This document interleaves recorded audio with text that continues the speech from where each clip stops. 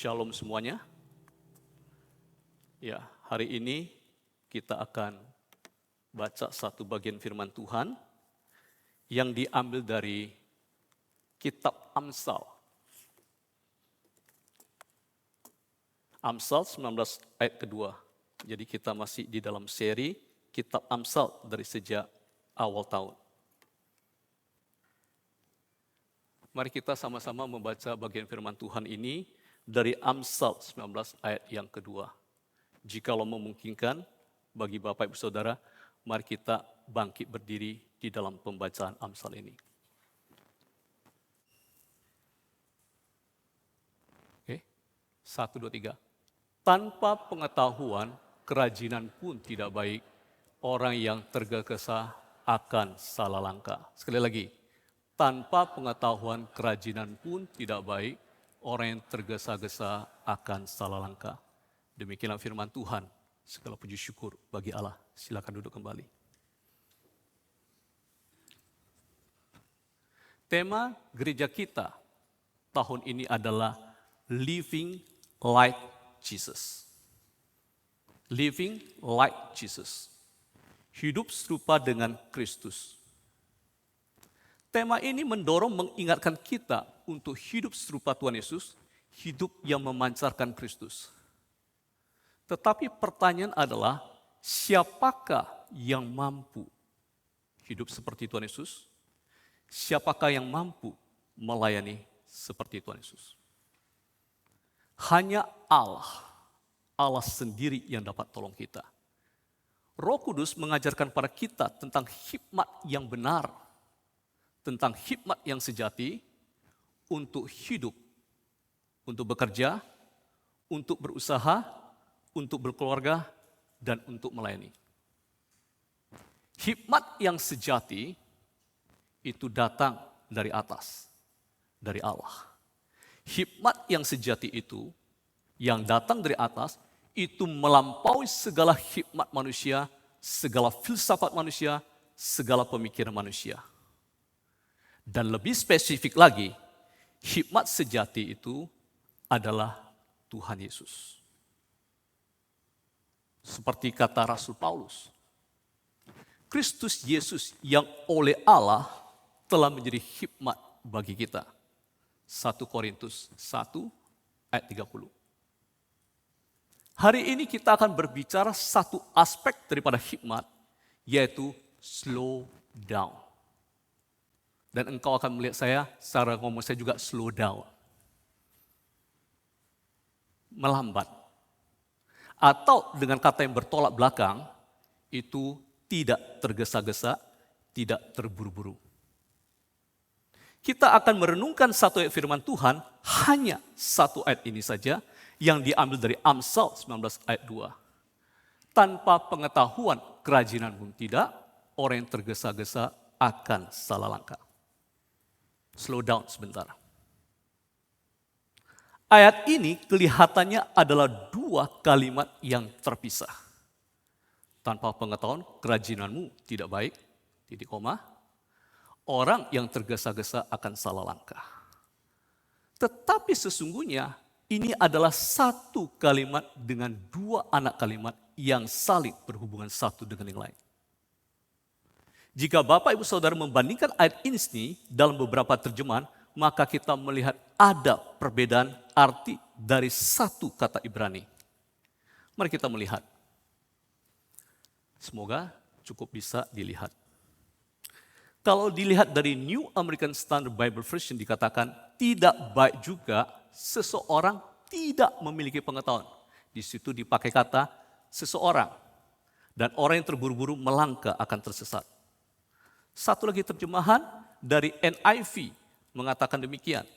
Tidak baik memiliki semangat tanpa pengetahuan, demikian pula tidak terburu-buru dan tersesat.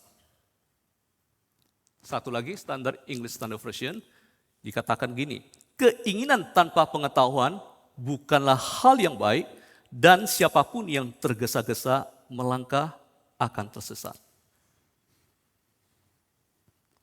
Kira-kira ada kesambungan antara hal itu? kalau kita melihat satu kata ini di dalam Amsal 19 ayat 2 ini, kira-kira artinya demikian. Jika seseorang memiliki keinginan atau hasrat atau semangat dalam hatinya untuk melakukan sesuatu, tetapi jika dia tidak memiliki pengetahuan akan hal itu, atau dia tidak tahu bagaimana melakukannya, hal itu adalah tidak baik. Apalagi jika dia tergesa-gesa dalam langkahnya, yaitu dia melakukannya, dia akan membuat kesalahan atau berdosa. Make sense? Ini bisa berarti dua hal. Secara positif, jika seseorang memiliki semangat, kalau kita ngomong semangat 45, semangat yang menggebu-gebu, misalkan untuk mau buka usaha atau mau cepat kaya, tetapi jika dia tidak punya keterampilan, tidak punya know-how bagaimana melakukannya, maka dia terburu-buru, dia tergesa-gesa, dia akan lakukannya. Maka yang dia dapat apa? Kerugian yang salah, kerugian besar, dan akan menderita kerugian. Semangat, tapi dia tidak tahu cara melakukannya. Atau yang kedua, secara negatif. Artinya jika seseorang itu memiliki keinginan, hasrat, tapi dia tidak tahu akibatnya, dia tidak merenungkan itu baik-baik, dia akan berdosa. Hasrat itu bisa dalam arti keinginan daging, keinginan mata, keangkuhan hidup. Atau di dalam bahasa sekarang ini, itu adalah 3 ta, harta, tahta, dan cinta. Untuk menggantikan wanita pakai cinta. Saya belajar dari pendeta Timotius pun untuk mengatakan hal itu. Punya keinginan daging, tapi tidak tahu konsekuensinya, akibatnya, dan dia tergesa-gesa melakukannya, maka dia akan berdosa. Jemaat yang terkasih, mari kita bersama-sama merenungkan tentang ketergesa-gesaan untuk melakukan sesuatu. Saya akan mulai dengan pengalaman. Bapak Ibu Saudara pasti punya pengalaman tentang ketergesa-gesaan. Banyak sekali kalau kita lakukan, kita tergesa-gesa, maka hasilnya pasti akan kurang atau buruk. Ya, sebagai contoh, saya paling ingat adalah waktu studi kuliah. Kita belajar, satuan mata kuliah adalah SKS, Satuan Kredit Semester. Misalkan satu subjek mata kuliah, anggap saja seperti matematika. Maka satu SKS itu adalah 50 menit tatap muka, 60 menit itu adalah tugas terstruktur, harus ada kerjaan, ada proyek dan sebagainya. 60 menit itu adalah tugas mandiri. Jadi satu SKS itu berarti dalam 1 minggu harus belajar itu 170 menit. 60 tambah 50. Misalkan besok mau ulangan. Apa yang akan kita lakukan? Tetap kita kerjakan namanya SKS. Artinya apa? Sistem kebut semalam. DC tahu sekali hal itu. Berarti sama kita pernah lakukan hal itu. Dan hasilnya apa? Hasilnya biasanya kurang memuaskan. Betul? Tapi seandainya kalau hasilnya bagus, maka kita puji Tuhan atau diri sendiri. Hasilnya biasanya kurang memuaskan. Mari kita lihat yang kedua. Kita melihat berdasarkan firman Tuhan. Firman Tuhan mengajarkan hasil yang tergesa-gesa itu akan berakibat fatal dan juga mungkin permanen. Mari kita mengingat kembali dan belajar tentang kisah tokoh-tokoh di Perjanjian Lama. Yang sebelah sana itu adalah tokoh Abraham. Abraham adalah bapak orang beriman, seorang tokoh Perjanjian Lama yang sangat diagungkan.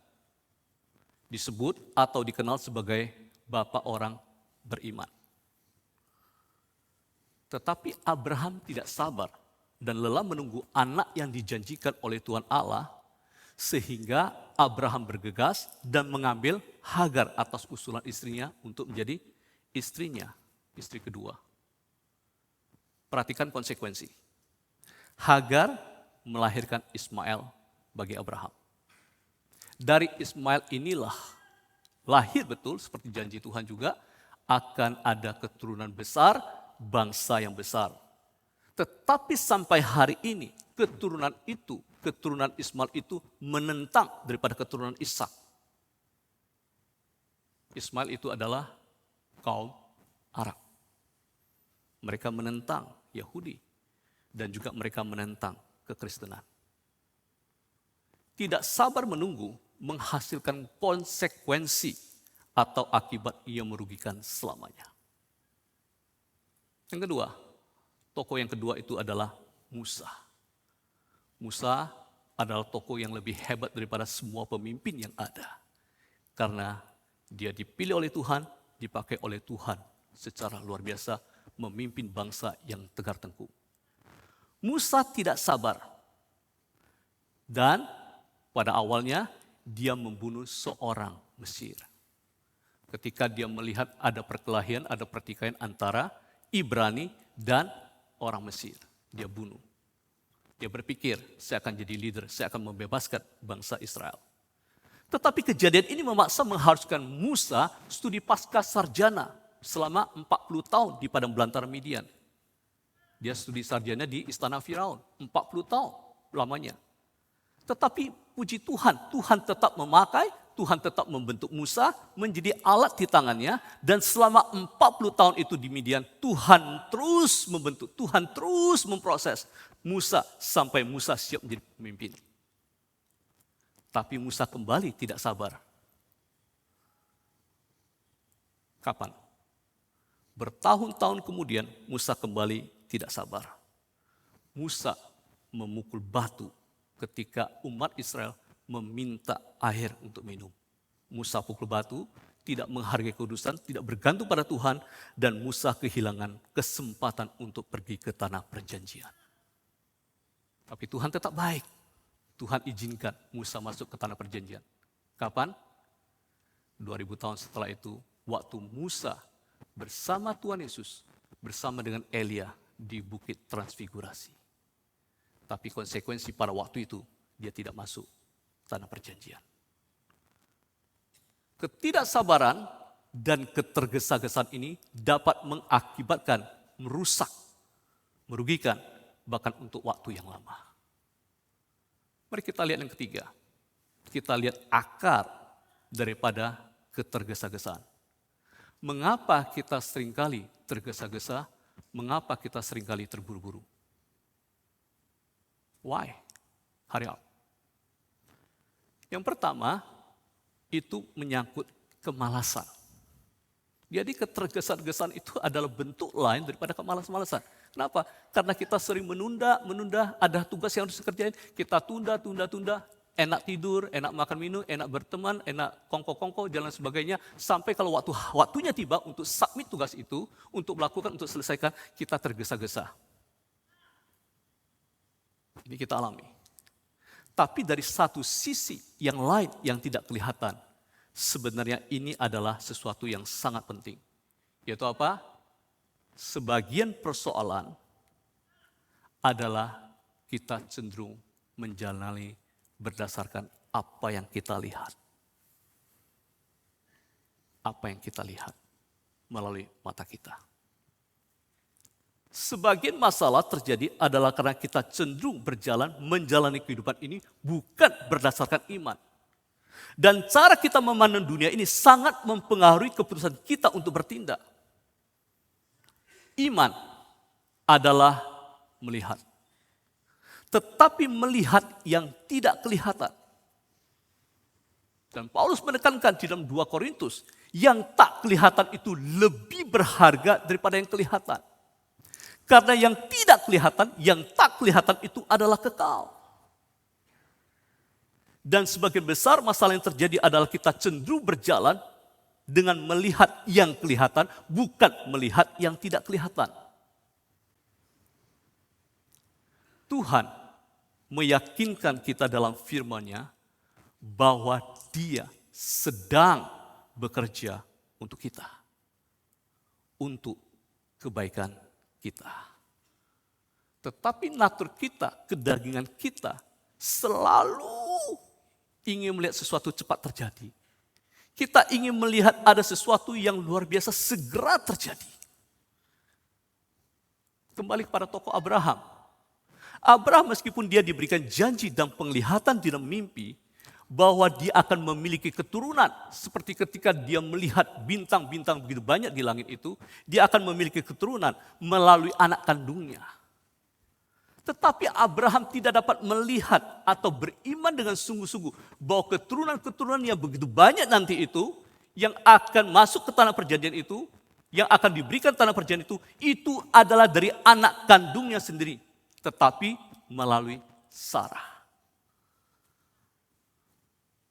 Kalau Abraham tetap teguh pada imannya pada waktu itu, Abraham tidak akan setuju dengan usulan Sarah yang menyerahkan Hagar hambanya itu kepada Abraham. Tapi dalam pikirannya Abraham, nanti yang lahir dari Hagar itu juga adalah anak kandung. Tetapi itu bukan anak yang dijanjikan. Seandainya Abraham bisa melihat hal itu, dia pasti tidak akan jatuh ke dalam mengambil atau menghampiri Hagar. Lain halnya dengan Yusuf. Kisah Yusuf itu adalah kisah yang begitu menarik. Suatu kisah yang panjang, yang dramatis. Bisa dibuat drama. Luar biasa sekali. Kita melihat Yusuf dengan sabar melewati segala rintangan, segala tantangan. Yusuf tidak terburu-buru untuk menjadi seperti yang dinyatakan dalam kedua mimpinya. Masih ingat mimpi Yusuf ada dua? Satu itu berkaitan dengan matahari, bulan, dan bintang menyembah dia. Satu lagi berkaitan dengan berkas jerami punya dia, dihormati, ditunduk oleh berkas jerami punya saudara-saudaranya. Yusuf melihat hal itu. Karena Yusuf sudah melihat jauh di depan, sekalipun itu ada rintangan, sekalipun itu ada pencobaan, Yusuf tetap menunggu waktunya Tuhan. Yusuf dibuang ke sumur.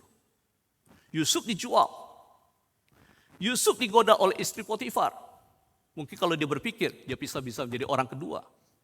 Karena istri Potifar. Yusuf dimasukkan ke dalam penjara. Yusuf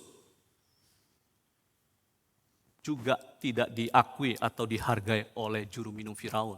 Yang dibantu oleh Yusuf. Yusuf dilupakan. Yusuf bisa melewati semua itu, tidak tergesa-gesa untuk menjadi nomor satu di antara keluarganya.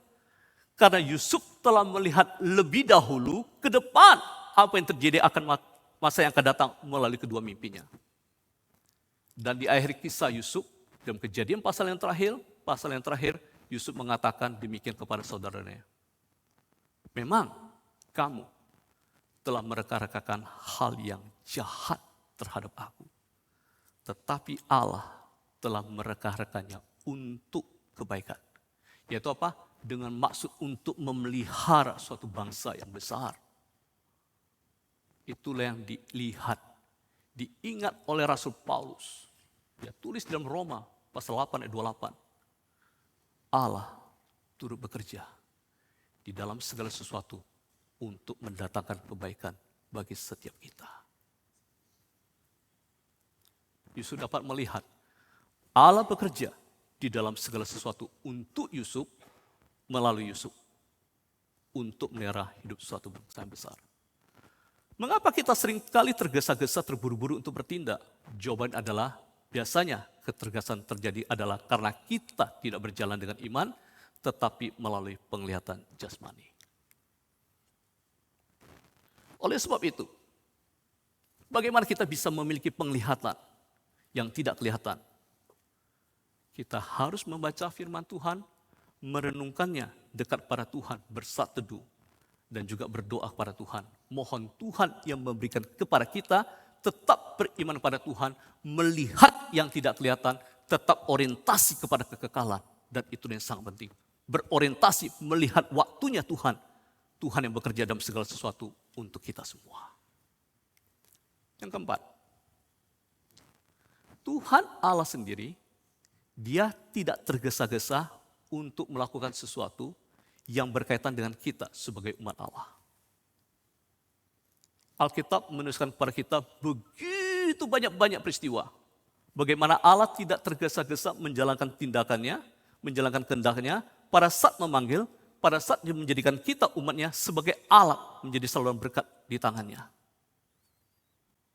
Allah bisa dapat menumbuhkan jamur dalam waktu semalam. Tapi dia juga meluangkan waktu untuk membesarkan satu pohon yang besar. Allah sanggup melakukan. Tuhan Allah membutuhkan waktu lebih dari 13 tahun untuk mempersiapkan Yusuf menjadi orang kedua atau menjadi Perdana Menteri di Mesir. Tuhan Allah membutuhkan 80 tahun lamanya untuk mempersiapkan Musa.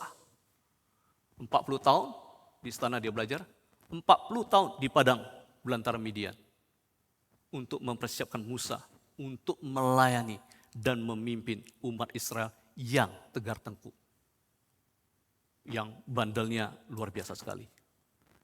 Dan Tuhan membentuk Daud bertahun-tahun lamanya melalui kesulitan demi kesusahan dan kesusahan, penderitaan demi penderitaan. Daud masih muda ketika Samuel mengurapi dia sebagai raja. Tetapi masih ada proses yang panjang. Ya, Daud harus mengalami banyak penderitaan, Daud harus mengalami kesusahan. Sebelum pada akhirnya dia naik tahta menjadi raja. Melalui pengalaman kehidupan Raja Daud. Melalui semua pergumulan yang dia lewati. Kita memiliki satu kekayaan yang indah sekali. Yaitu apa? Melalui Mazmur yang banyak dituliskan oleh Daud. Bahkan Daud pun diberikan visi oleh Tuhan banyak berbicara tentang Mesias yang akan datang. Bagaimana dengan Tuhan Yesus? Dia pencipta, datang dalam dunia. Tuhan Yesus menghabiskan waktu di awalnya 30 tahun untuk mempersiapkan diri untuk melayani selama 3 tahun untuk pelayanannya. Untuk menggenapi kehendak Tuhan bagi kita, melakukan karya keselamatan bagi kita semua. Tuhan Yesus dengan sabar menanti kehendak Bapanya saat Tuhan Yesus menjalankan pelayanan ini. Mungkin Bapak Ibu Saudara masih ingat ketika Maria ibunya ya berada di pesta meminta Tuhan Yesus untuk tolong pasutri yang sedang menikah yang kehabisan anggur. Apa kata Tuhan Yesus? Saatku belum tiba. Ketika saudara-saudara Tuhan Yesus mendesak kepada Tuhan Yesus untuk menampilkan diri di muka umum untuk publik. Di satu hari raya Pondok Daud. Tuhan Yesus mengatakan apa? Waktuku belum tiba. Tuhan yang Maha Kuasa, yang sanggup mempersingkat semua proses, dia bisa ciptakan sesuatu dengan begitu cepat, instan. Dia bisa lakukan proses pertumbuhan itu dengan singkat. Dan dia bisa lakukan proses pembentukan karakter itu begitu singkat. Tetapi kita melihat Tuhan melakukan sesuai dengan waktunya. Tidak terburu-buru, tidak tergesa-gesa, tetapi waktu yang tepat. Bagaimana dengan kita? Tuhan Allah saja meluangkan waktu untuk membentuk umatnya. Masakan kita umatnya harus tergesa-gesa untuk bertindak. Mengajarkan orang lain berbuat secara instan dan karbitan. Sehingga apa? Mereka, engkau dan saya, kita jatuh dalam dosa dan kesalahan. Tuhan Yesus dapat saja membangun bait Allah 3 hari kemudian. Tetapi yang dimaksud itu betul adalah kebangkitan tubuhnya. Dia bisa lakukan itu. Tetapi dia butuh waktu bertahun-tahun untuk membentuk murid-muridnya, mengutus rasul-rasulnya untuk membangun jemaat, untuk membangun tubuhnya. Tuhan Allah sendiri tidak tergesa-gesa melakukan tindakan yang berhubungan dengan umat Allah. Poin yang kelima. Tidak baik kita bergegas dalam bertindak, tetapi ada satu hal yang perlu dilakukan segera. Yaitu apa? Menaati firman Tuhan.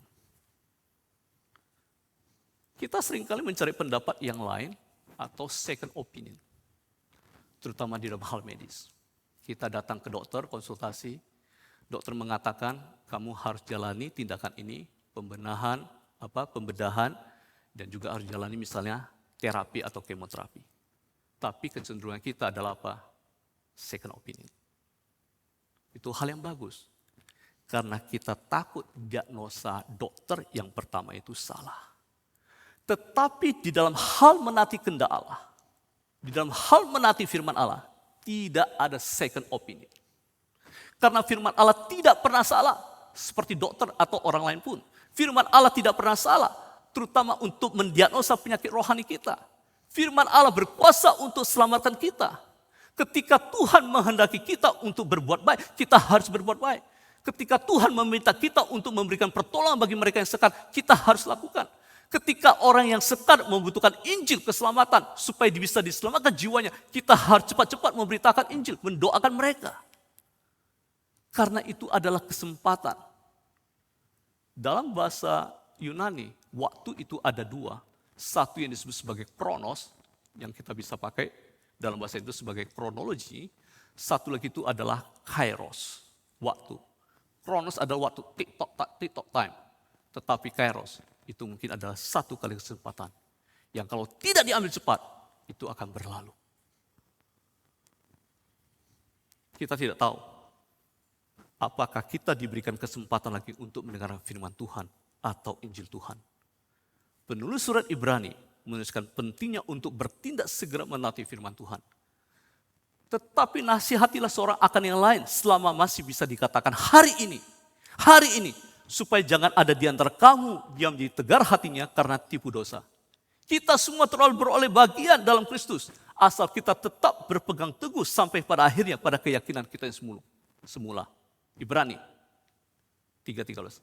Tetapi apabila pernah dikatakan hari ini, pada hari ini, jika engkau mendengar suaranya, janganlah keraskan hatimu.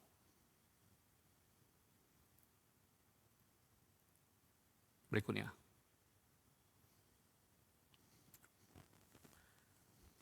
Jika oleh karena Anda dan saya tergesa-gesa dalam bertindak tanpa tahu semuanya itu, kita bersalah, kita berbuat dosa, maka percayalah selalu ada hikmat Allah bagi Anda dan saya. Hikmat Allah itu tersedia. Dan hikmat Allah seperti yang saya katakan di depan, itu adalah pribadi Tuhan Yesus.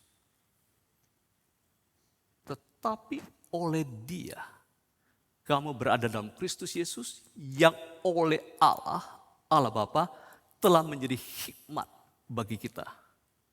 Perhatikan satu kalimatnya. Hikmat itu sang pribadi membenarkan dan menguduskan dan menebus kita. Allah Bapa telah menjadikan Kristus Yesus menjadi hikmat bagi kita. Tuhan Yesus membenarkan kita, Tuhan Yesus menguduskan kita, Tuhan Yesus menebus kita. Jika Anda dan saya mau hidup meneladani Kristus Yesus, kita perlu menerima hikmat Allah. Menerima Tuhan Yesus sebagai Tuhan di dalam hidup kita. Pada hari ini, jika kamu mendengar suaranya, jangan keraskan hatimu. Yang terakhir, hanya satu kalimat. Mari kita baca bersama-sama. 1, 2, 3. Bergegaslah dalam menaati firman Tuhan, sehingga kita terburu-buru melangkah dan melakukan kesalahan. Sama-sama sekali lagi, bergegaslah dalam menaati firman Tuhan, sehingga kita tidak terburu-buru melangkah dan melakukan kesalahan. Ada waktu, harus tergesa-gesa. Tetapi dengan meresponi firman Tuhan, membuat kita slow down jalan kehidupan dan menghindari kesalahan dan juga menghindari kita dari perbuatan dosa. Mari kita masuk dalam doa.